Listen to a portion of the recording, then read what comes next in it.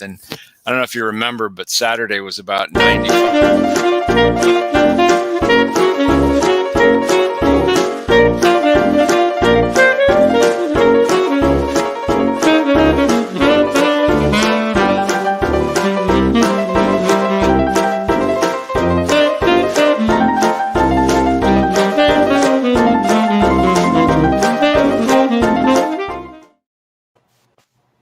Hey, welcome back. We're starting today because Olivier had to go and be all responsible and teach someone's class. So sorry, people. That's all right. So we're here now. I mega apologize. I won't do it again. But we have a great guest today. We have Jay Goodwin with us, who is one of the founders and the brewer for the Rare Barrel here in Berkeley, California, which I don't know of another brewery that does absolutely nothing but sour beer. You must be unique in that respect. Well, first off, thank you guys for having me. Excited to be here. And there's a few others. I'm not going to mention their names because they're our competitors. No, I'm just joking. They make beer. Yeah, they're not around here though, are they? That's correct. Yeah, it's few and far between who those of us who are solely focusing on sour beer. But the Bay Area is a great place for sour beer producers, and excited to be chatting with you guys about sour beers and whatever else we get into today. That's amazing. And I also want to say cheers. I'm drinking a pint of Avec des Amis, which is a beer that I'm not. Explain this to me, because I'm not sure. Is there Chenin Blanc in it, or is it just aged in a Chenin Blanc barrel, or is the Chenin Blanc used as more of a descriptor for the? You know, James. He's going to answer all that. Yeah. Well, now, ask how many questions can we ask on one question? Well, I think there should be one more question, because now I have a follow up. Because right. Now you were at the brewery on Saturday, so right. There's actually two separate beers we're talking about. The Avec des Amis, which is maybe what you got, is a white peach, white nectarine beer. But oh yes, we also have a beer wine hybrid that does use Chenin Blanc grapes. So it could be either of those. My confusion is I almost ordered that one.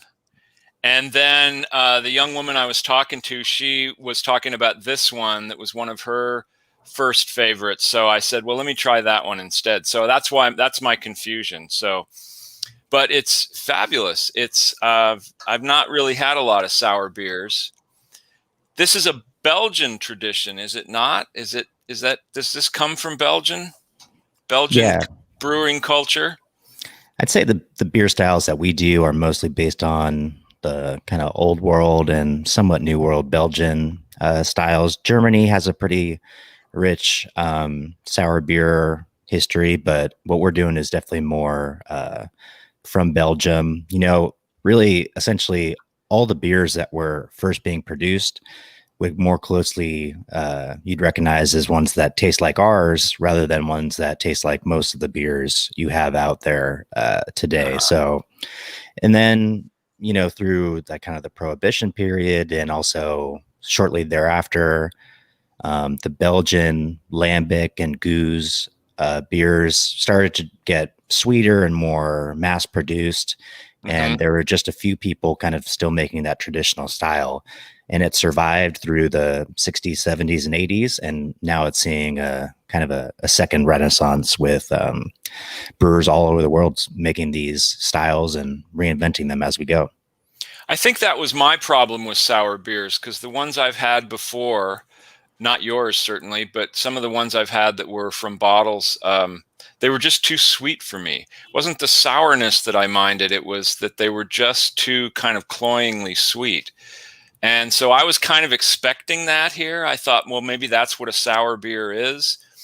But this is not. I mean, there's definitely a sweetness, but it's not a candy sweetness. It's very pleasant and it's refreshing.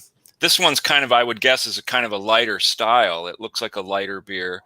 And it's great for today because I had just taken a long walk and came home and had this, and it's very refreshing. Yeah. So how did you start making? Oh, sorry. Go ahead. No. I was going to say that the first time I tried it was at the Kitchen Fair when they brought a bunch of that. That was pretty amazing. And I did try sour beer years ago, and I really didn't like it. And this time I really liked it. It's surprising. You have to, you can't just it's surprising because it's very sour. But then, man, it's actually really, really interesting. And I'm surprised and very happily surprised, and I already said that before, how in America, the level of craftsmanship in some wine maker, beer maker, cheese maker, all kind of thing is so high, and it's so incredible. I'm so happy to live here and to experiment, to see those artisans and craft those amazing products, right? Incredible stuff. So Jay, I want to let you talk a little bit, but I wanted to just mention that on your website, there's a wonderful, really wonderful little video that talks about the search party, the search for the rare barrel, where you kind of identify the creme de la creme in the aging facility, and then you encourage that. But you also talked about how a regular beer, most beers are ready to drink in about 2 weeks, and a sour beer can be ready sometimes in up to 2 years. So what is the difference with how they're made? The bacteria and the yeast and things are very different for a sour beer. Absolutely. Yeah. So an analogy I'll make is one that I think, people who listen to this will really get behind. You have what you think of as regular commercial bread, which is made with, regular bread yeast. And then you have another level, which is sourdough bread, which is made from the wild yeast and bacteria that floats around in the air. Mm-hmm. And over time, you culture your own sourdough starter, and kind of, you can take some from other people or steer it one way or the other.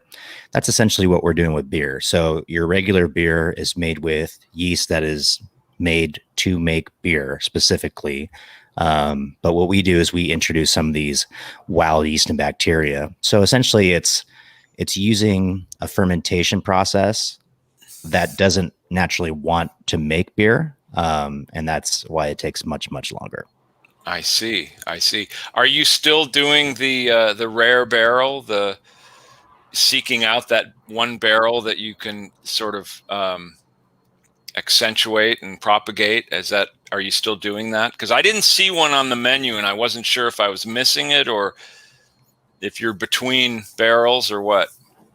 It is something we're going to continue. We had been doing it every 2 years, but it's a very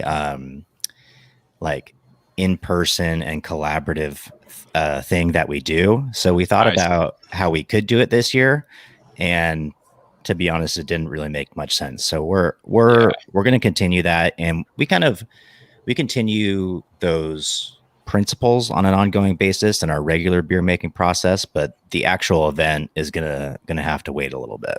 Well, I hope you'll be able to do that next year. I hope things will get back to normal enough that you'll be able to do those kind of things. But how did you and your partners settle on sour beer as a theme for this place? I mean, is it just because you like them? Certainly that was a main factor. But I worked at another brewery down in Orange County for 4 years, and we had been making high quality beers and well known for our sour beers. And then Alex and I both, my partner, we were from the Bay Area. And we had always kind of wanted to start a brewery, and, it's kind of hard to stand out amongst the crowd of how many craft brewers there are these years. And at the time that we decided to start, sour beer was certainly available, but it wasn't as popular as we thought it could be. that's changed quite a bit over the last 7 years that we've been open. But I like to think that we've been a small part of popularizing it. Mm-hmm. Your setup down there is really great, considering that you can't have people inside yet. You've really set up the outdoor area pretty efficiently. People there, it was full too. There were a lot of people there. I mean, they were all apart, but it was full as it could be given the circumstances, and people were having a great time. It looked like. You have a kitchen too? You do. I didn't have any food there that day, but you have a full menu too, right? Well, actually, it's interesting. We met. I mean, you guys came to Kitchen on Fire a long time ago. Then, for somehow, Chef Matt, who is one of my lead chef, James. Yeah, has been working with me for like 6 years or so. Uh-huh. His wife is the chef at Rare Barrel.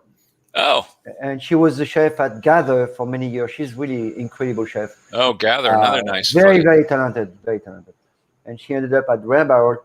And she's an amazing woman. And she's an amazing chef, right? Oh, yeah, absolutely. Shout out to Karis Wall, who is our executive chef. Also to Chef Matt. She has a very special knowledge. Yeah. Yeah. So the food is actually incredible.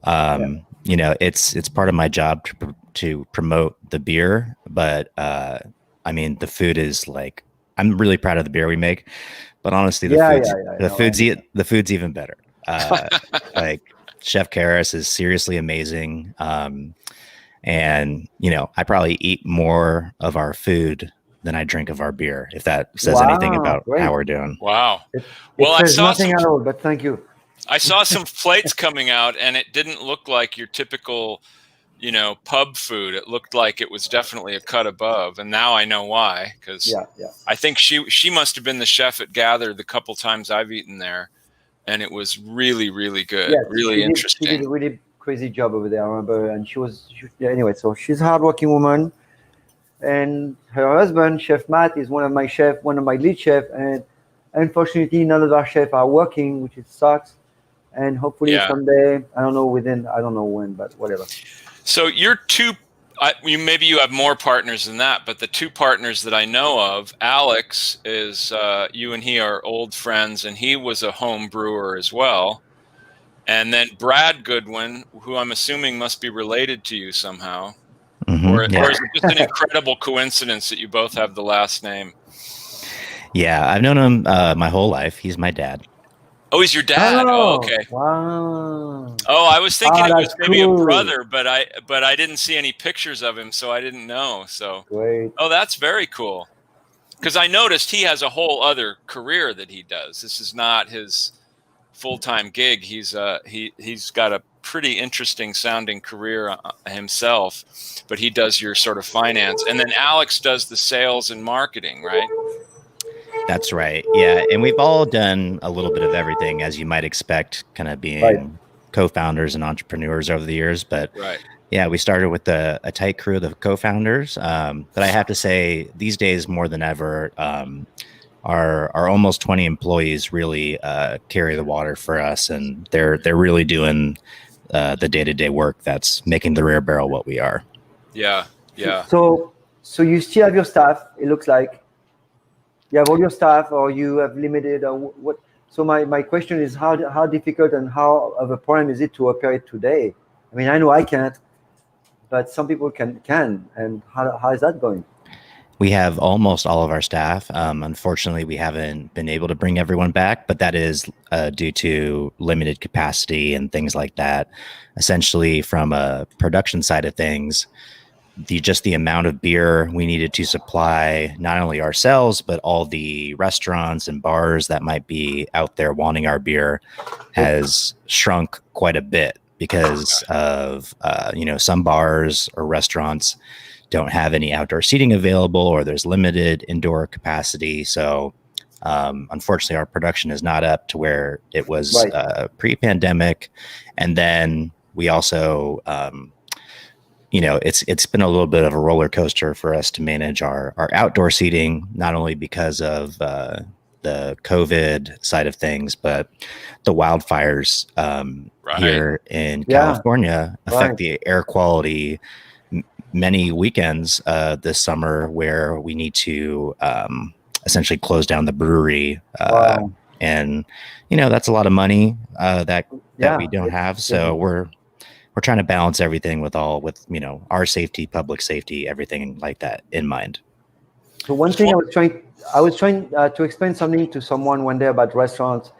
Someone was saying, you sell that piece of fish for like $22. You make a ton of money. And I was like, no, you don't understand. I may make $1, maybe, or $2. Okay. And I said, it's really important. The restaurant is a very heavy price machine. And Jay, we talked about that before, but I want to point again to people that all the money that the restaurant make goes back into the community. There's no high executive. We don't have any bonuses. Everything goes back to the butcher, to the fruit guy, to the farmer's market, to the barrel, to this guy, to the waiter, to the bartender, to the taxes for the city, the rent. It's all going back to the city. It's the most community. Everything goes back in there. 90% goes back to the community. So think about this. There's nothing left for us. Not nothing. It's not true. But so when Jay says we had a hard weekend, when you lose a weekend in a restaurant, if you lose a Saturday or a Sunday, you may have lost your month. So this is what people need to kind of realize. It's like, a bad weekend can shut you down like big time for months. So sorry, but yes. So you're saying you're not like filthy rich and you own your own island somewhere in the Caribbean and no? Not yet. No. And Chef is absolutely spot on there. Every weekend we don't get is pretty bad. And it's bad for the employees too. A lot of our taste room staff, they need those tips. Right. So it really affects all of us. Obviously with one caveat, a massive caveat is that, there's obviously bigger things going on than, us being able to give people beer on the weekends. People are losing their homes and, getting sick from this pandemic. So, I'll throw that out there, but, we do for the people who feel comfortable getting out. And when it's a nice day, we'll be there to serve them beer. Well, and I have to say that good beer and things like that are also what's getting us all through this crisis. Really important. It's you can't just sit at home and be a monk. I mean, you have to have some release. You have to have some way of enjoying yourself. I think it's very important. I think any restaurant. I'm affiliated with Cesar up on Shattuck Avenue, and we have the same problems, of course. But I think what we do is very important for the community, and I think people need the release. And the evidence of that is when they come to us and say, "Oh my God, I'm so glad you're here." I know. Yeah, it's like you lose your community, you lose your power. You're gonna get sick of depressed, completely freaked out. You're gonna be completely depressive. It's something that's gonna last for years, and you have no money, and on and on. And it's not just for the health anymore, because when you look at the percentage of dead people is super low. It's a very low catastrophe. Except the fear mongering is incredible. So bars and restaurants, even though they're open at 25%, which basically means don't open. That's what it means, because 25% doesn't exist. It's stupid. I don't know if you see a restaurant like Cesar, which is 50 seats. There's no 25%. There's you serve 2 tables to do what? 100. I mean. What do you make? $100, $200? Where does that go? Well, I guess I was there it was a good weekend because the air was clear, and it was warm. It was a great day to be outside, and I was happy to see you so busy. And by the way, for anybody that may not be comfortable yet going to a restaurant and sitting there and eating, I just want everybody to know, you can take home these fabulous growlers, which this is I don't know if you can get the idea of how big this is, but this is a big old can of beer. Wow. And it's a great way to take home the beer. You have it in bottles too, though, don't you? Yeah, so we offer those crowlers, which is anything we have on tap to go. It's the same amount of beer as a bottle of wine, and we're selling our beer in bottles that are half size, so 375 milliliter, and also occasionally we'll do some canned beer to go as well. But yeah, I mean, I agree with everything that's been said. However much you're comfortable to go out and have a positive experience during this time, it's important for mental health of everyone. I'm sure that's why, there's so much podcasting and, things like this as well. Sure. So you can connect and have those conversations and, not drive yourself too crazy just being by yourself. Olivier and I just do this for the money. Oh yeah. It's all the money we make from it. We do that for James' money. Yeah, I saw my check every time. So let me ask you this: besides the tasting room business, is your principal market other restaurants and bars, or do you sell to retailers? There's quite a bit that goes to restaurants and bars. Not as much right now. Well, yeah, I mean under normal times. Yeah, definitely more bars than restaurants. I think restaurants that I've seen don't have a lot of times many craft beer taps, or can just be more wine or cocktail focused. So it's definitely a part of our portfolio, but not that big of one. So craft beer focused bars. And then we also do a lot of direct to customer shipping of our beer. Oh. Our beer can be, stored at reasonable room temperatures, just like wine. So we ship beer throughout California, like, maybe your favorite winery might do. The laws are a little different for beer right now. So we only do shipping. They're harder. Harder, wow. Significantly. So, you could probably order wine. We're here in California. I could probably order wine from like 32 different states, but I could probably only order beer from 2, maybe 3. Really? Yeah. Wow. Oh my God, that's crazy. There's also the sense that beer, 99% of the styles of beer won't travel well, but we just so happen to make one of the styles that is in the 1%. So wow, that's incredible, especially considering that they say that beer is America's absolute favorite alcoholic beverage. I mean, by sales, beer is by far and away the most popular beverage. So it's incredible that there are such antiquated laws about sending it around the country. Well, I guess the wine people have a bigger lobby than you. They probably have worked real hard to get these laws passed. So I have a question. Whenever you have time, I want to know how to make beer. So compared to wine, you get the wine. We have someone. We have a couple of wine. Oh, he's frozen. Let's see if we get him back. He just does this once in a while. Yeah. So how do you make beer? I can teach you. How much time do you have? I can do it in any amount of time that you want. No, okay. So how about 10 minutes? For the wine, we have to ferment. I don't care how much it takes, but for wine, you have to ferment the wine. Then you get the juice. Then that juice ferments. But then you have bubbles. In beer, you have bubbles, and that's not like champagne. You go right.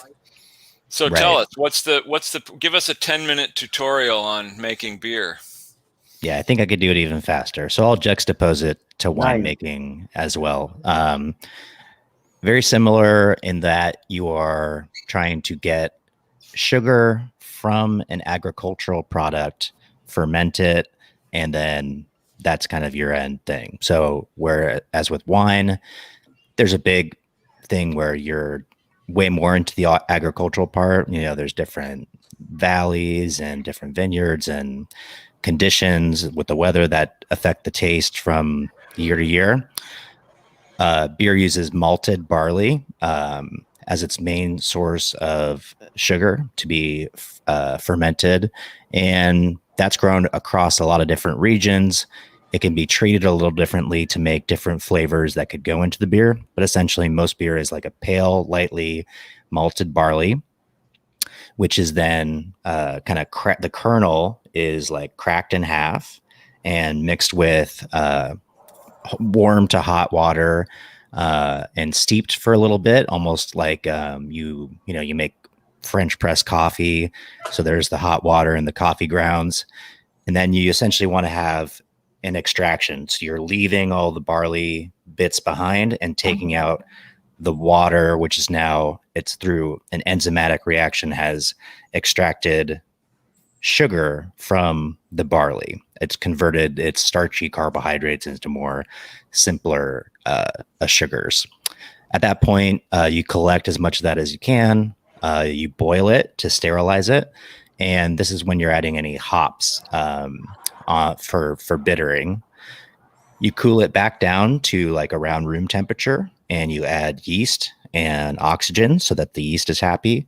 Ferment it from anywhere from 2 to 4 weeks.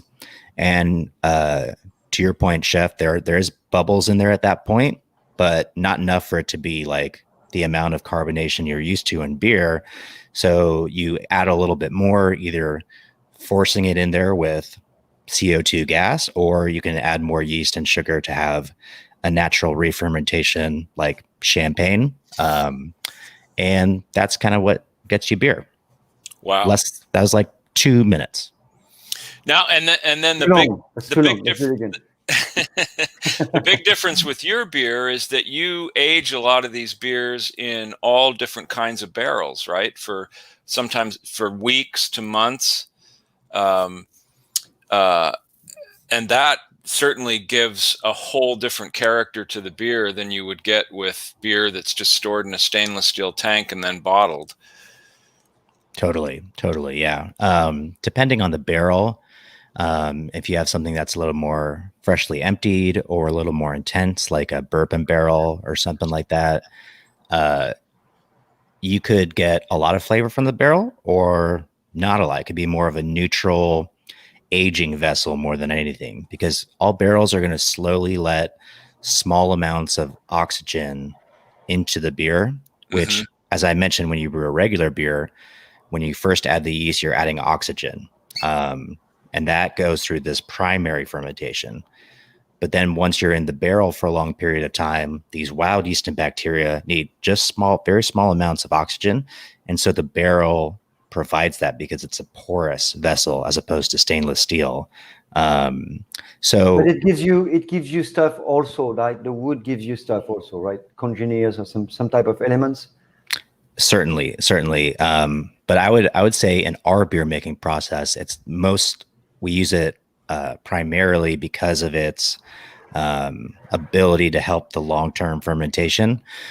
And we are extracting some flavors, but essentially we generally let the wild yeast and bacteria make most of the flavor. The ingredients we add make most of the flavor. And then in a small way, some barrels will add flavor to it, but much less than it does in wine. So just a quick example would be a lot of winemakers, depending on the style, will want fresh oak, 1 year old, or like 1 time used oak, 2 times used oak. Maybe there's a maximum of 4 or 5. Maybe the maximum for the wine you're making is 1 use, and then you have to get rid of that barrel. We're going to take those barrels off the winemaker's hands because they stripped a lot of the major tannic quality out of the oak. And we don't want all that going on unless we're specifically looking for that, which with the most part we're not, because we also have, I'd say sour beer is like generally more acidic than most wines, and also it's carbonated, so it plays less well with strong tannic characters than wine. So if you're having a red wine that's been aged in fresh oak, the tannins and the lower acidity kind of play on each other to balance. But if you have more acidity and more carbonation, you don't want those high levels of tannins, in my opinion. Interesting. Do you use wine barrels? You use spirit barrels? That's really interesting. What kind of barrels do you get that have had spirits in them? Do you get rum and things like that? So we do. We've kind of used everything, but I'll kind of outline it like I did with wine, just the nature of making wine. There's a lot of used wine barrels out there for brewers that are available. Because again, a neutral barrel that's been used at 1 to 5 times by the winemaker is, dead to them. And Uh-huh. it's much reduced in price. They may be paying $1,000 to $2,000, even more, for a single Wow. fresh oak barrel. When we buy it, it's less than $100. Damn. And the same thing in the spirit industry, which kind of makes sense when you think of like the most prominent barrel aged spirit is whiskey. Sure. And it's one that we make a lot here in the United States. And that's another one that is used once. So the whiskey barrel is slightly different than the wine barrel, mostly in 2 ways. It's a little bit smaller, and they char it on the inside. So they light it on fire, and they get all these flavors out of that. Then they put what's essentially a neutral spirit in there and age it for, could be a little bit or a long time. And when they're done with that, that barrel is dead to them after one use. I don't know a lot of distilleries using a second use barrel for whiskey. At least that wouldn't be high end. Right. So then we have a huge supply of that in the country. And depending on how much whiskey these producers leave in the barrel, you can have a strong influence of that flavor on your beer. Wow. I'd love to try some of those. So Michael Randolph wants to know, you want funk in the barrel? No, you want. That's your flavor. So it's all flavoring. Yeah. And I'll just jump in real quick. It depends. So, if you're trying to do a specific experiment with these specific cultures of yeast and bacteria that you've cultured up, then you would kind of want maybe a more neutral environment to better evaluate what you have going on. Maybe I'll go back to the bread analogy for just a moment. Imagine if you had a friend, you had your own sourdough culture, and then you had a friend who had a Jay, let me cut you 1 second. So Jay is talking about bread right now. And so you understand, bread and beer are exactly the same components. So one is liquid, one is solid, but they are exactly the same thing. They are made of the same things. So, sorry, go ahead. Totally. That's an excellent point. And this won't be the best analogy, but you have your own sourdough bread starter. Your friend has a sourdough bread starter. Imagine if your friend's sourdough bread starter was being made in some sort of porous bowl or cup. So maybe it would be made of wood or, something else that you might use, but not like a glass or something like that. So your friend offers you this container to try your sourdough starter out in. Well, now you're going to commingle those two different culture bases, and it can be great. You can create something totally new, but it could also, if you put your whole sourdough starter in there, you lost the track that you were on. So it's something we think about as we are kind of evaluating what to do. That's interesting. You guys. So the yeast is something that's alive. It's a very, very small guy. It's a unicellular little molecule. And so you understand, the yeast is local. It's exactly like pollen. So yeast does not travel. It could be frozen, it could be dried, it could be all kind of things. But for example, in New York and San Francisco, they have their own yeast. The yeast here is called the San Franciscan bacterium, whatever. So yeast doesn't travel. So that flavor you get from that San Francisco bread, that flavor is from that yeast right here. So basically, this is interesting. It's like a living organism that's local, and this is one of the reason. This is one of the reasons beer is actually good for you. Like honey is good for you. Good made locally beer, and actually sour beer is pretty exceptional because of the probiotic that it offers. So there's a whole thing that you can think of. Basically, unless you drink so much that you get shit faced all the time, I've done it. It's fun, but unless you do that, beer and wine drinking is actually pretty healthy. If you do it moderately, it's actually a really good habit in the body. It helps for a lot of things. So Yes. Guinness, world famous Guinness Irish stout used to have an advertising campaign. They had big billboards in Ireland, and it just said Guinness is good for you, with some sort of graphic, and it became famous, and it was funny, but absolutely true. Yeah. No, it's good stuff. So let's talk about now. How long has the beer been made? Like, what's so long? About Like, 5,000 years, I think. I think more than that. I think 7,000 years. So Or do you the mean how Egyptian, long? Or do you mean how long has the Rare Barrel been making beer? no, Red Barrel, but it's pretty recent. Like what, 10 years, 8 years? Yeah, 7 years versus 7,000. So we're getting there. The same start. So beer was made a long time ago, and it was supposedly created by a woman. But what we know for sure, it was made by women. That is for sure, because basically, it was made a lot in Egypt, and in Egypt they actually drink beer, and they gave beer to the woman that was lactating, because it's extremely good for the milk. So that was something that was specifically given to the woman after the baby is born. Supposedly, it's not good before because of estrogens, but it's amazing for the milk. And in Egypt, they were brewing. They were doing that a lot. I mean, there's a lot of things you can find on.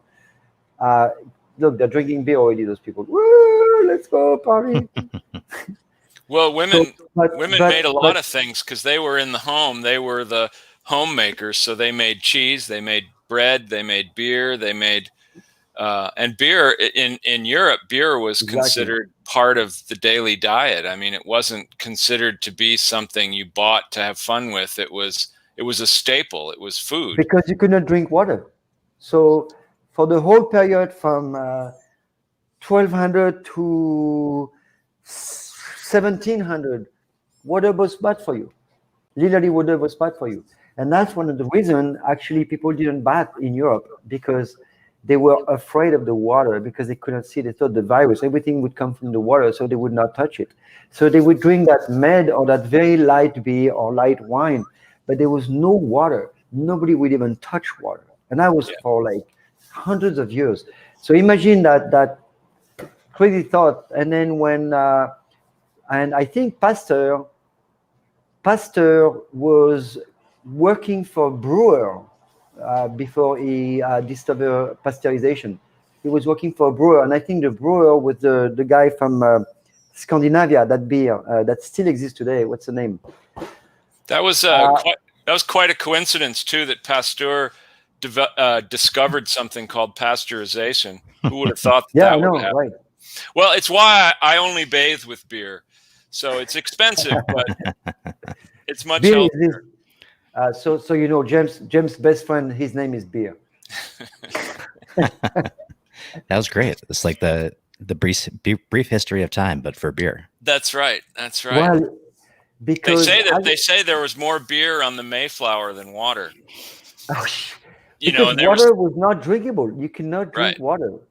And people think that's funny because they were, a lot of them were Puritans, but it's like it had nothing to do with getting drunk. It was food. It was liquid bread. It was. Anyway, Jay, we can't thank you enough for being with us today during these strange times. It's been my pleasure. Thank you guys for the invite. And I mean, we're not quite done yet, but you're welcome to go whenever you want, Jay.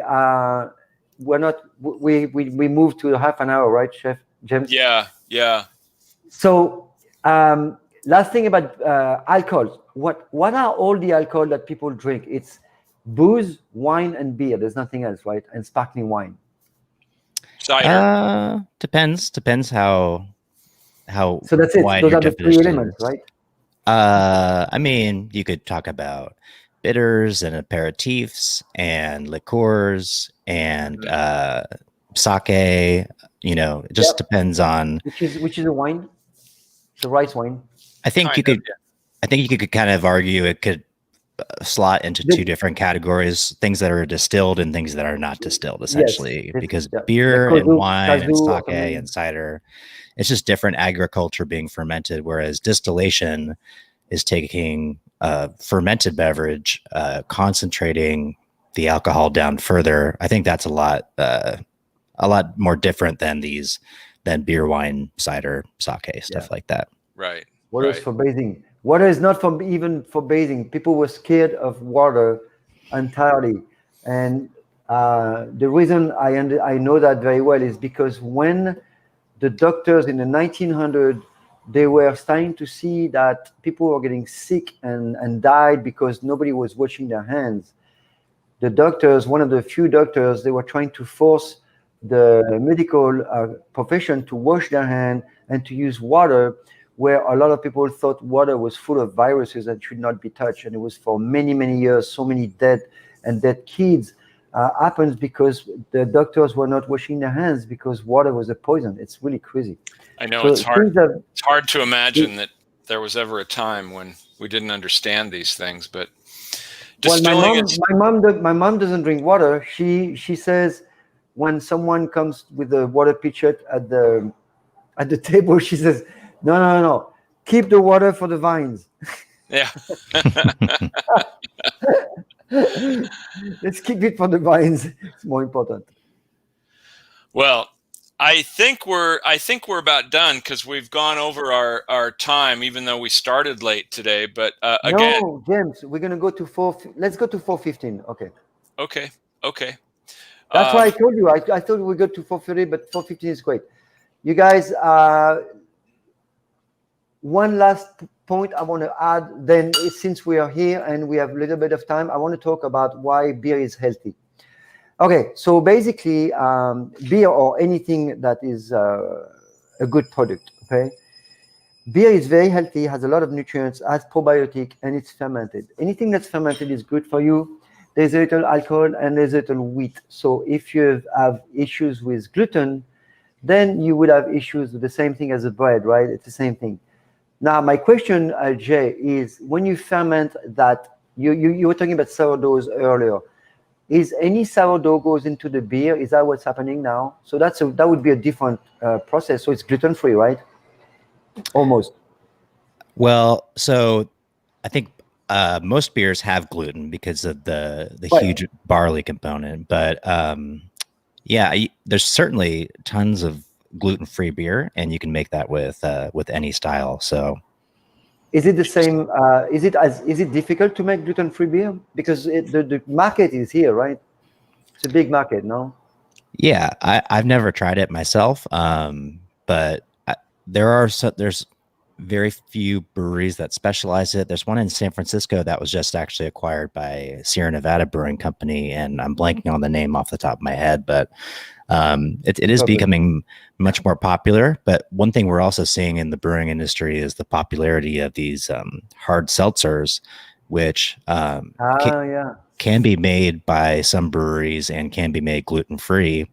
And, there are more craft versions of these like White Claw or Truly type brands. So.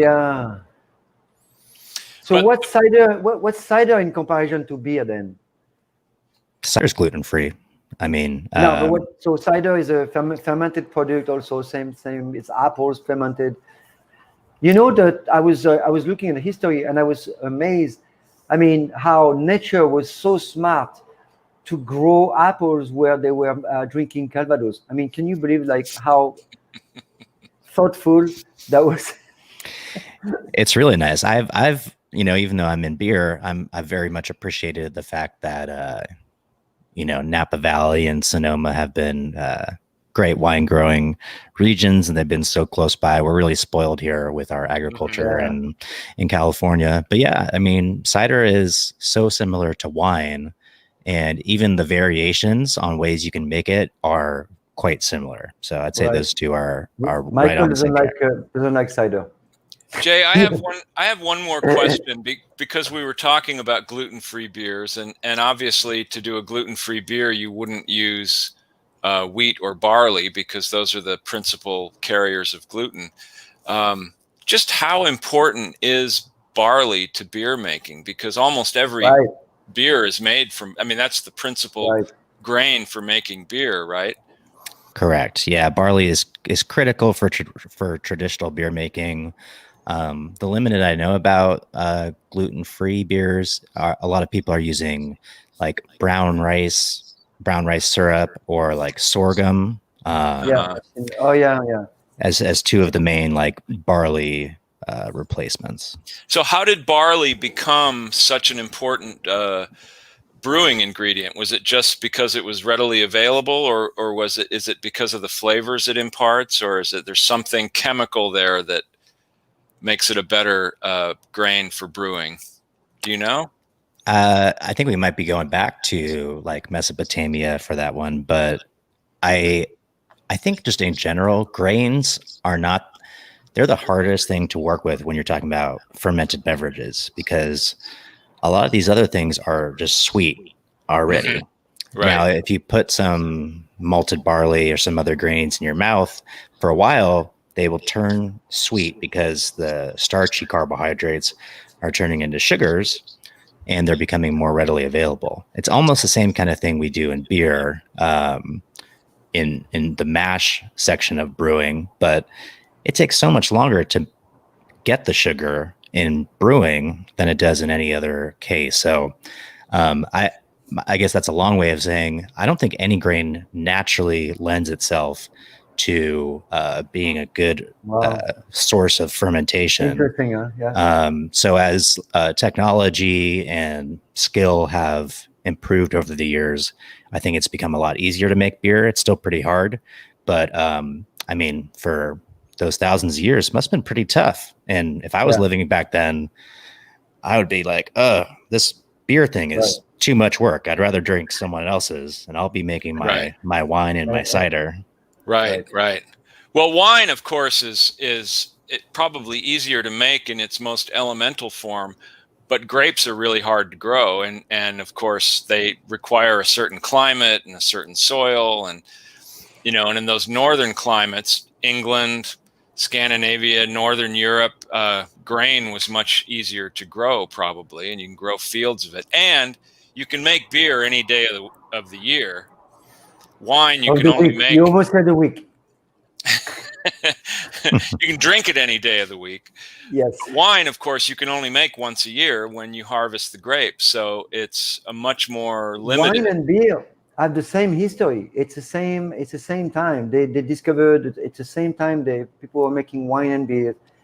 And a lot of time it's because water was not already available all the time. Water was very scarce, and sometimes you could not access it. And it was a pretext for a lot of wars.